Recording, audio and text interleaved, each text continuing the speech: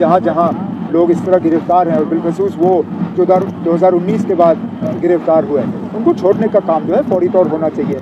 जिन लोगों के खिलाफ सख्त इल्ज़ाम नहीं है और जिनके खिलाफ बहुत मामूली से इल्ज़ाम है उनको भी जो है उनको भी छोड़ने का काम होना चाहिए। ये मैंने कल भी इस पे कहा, मुलाजमों को कोई तो तरीका मिलना चाहिए जिससे कि वो अपने जायज़ हक जो हैं वो मांगने का काम कर सकें।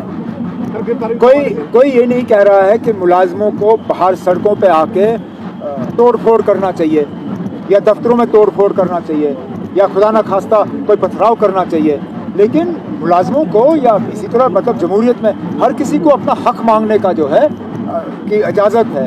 इसी तरह मुलाजमों को भी कोई ऐसा तरीका मिलना चाहिए जिसके तहत वो अपना हक मांगें।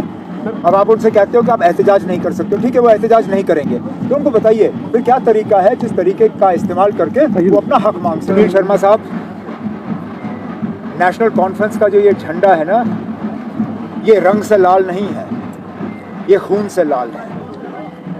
नेशनल कॉन्फ्रेंस ने जो इस मुल्क के लिए कुर्बानियाँ दी हैं 47 से लेके आज तक, बीजेपी को इस चीज़ का शायद कोई एहसास नहीं है। हज़ारों में आज मैं अपने साथियों को गिन सकता हूँ जो बंदूक से शिकार हुए हैं। हमें बीजेपी वाले इस बात का ताना नहीं देते कि हम एंटी नेशनल हैं, क्योंकि वो भी दिल में जानते हैं कि ये हकीकत नहीं है।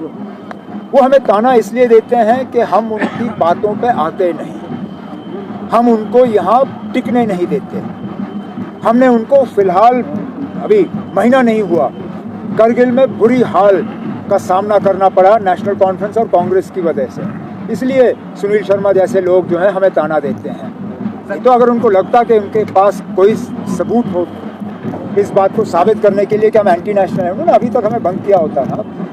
मैं आज खुलेआम आपसे बात कर रहा हूँ क्योंकि ऐसी कोई बात ही नहीं है। सर, क्या हम ये मान के चले कि एडवोकेट नज़ीर अहमद यहाँ आई था कैंडिडेट होंगे इलेक्शन? जनाब, आप कोई चीज़ मान के नहीं चलिए। कोई कैंडिडेट का फैसला इस तरह नहीं होता। ना मैं मीडिया में कहीं पे कैंडिडेट का ऐलान करता हूँ, ना मैं कर सकता हूँ, मेरी वो औकात नहीं है तंजीम। पार्लिमानी बोर्ड है, पार्लिमानी बोर्ड का फैसला होगा कौन कैंडिडेट होगा। ज़रूर नज़ीर मलिक साहब का नाम लिस्ट जब बने तो उस लिस्ट में सबसे ऊपर नज़ीर मलिक साहब का नाम होगा, लेकिन उसमें और भी उम्मीदवार हो सकते हैं। उस दौर जो है जो सबसे बेहतरीन उम्मीदवार हमें नजर आएगा, मैंडेट उनको मिलेगा। नज़ीर मलिक साहब का मैंने अब अपनी तकरीर में जितना कहना था कह दिया। इसके बाद नेशनल कॉन्फ्रेंस के दफ्तर से सागर साहब ऑर्डर जारी करेंगे, उससे आपको बिल्कुल क्लियर होगा, कोई मतलब कन्फ्यूजन की गुंजाइश नहीं रहेगी। जो गैर हाजिर रहे हैं उनको उन ओहदों से हटा दिया जाएगा।